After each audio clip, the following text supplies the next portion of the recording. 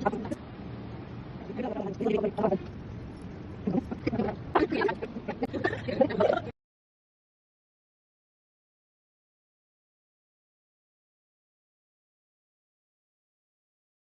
International Beauty Academy, Aesthetic and Cosmetology Violet Studio. இவங்களோட என்னோட கியூட்டான ஒரு டால் பிரைடு.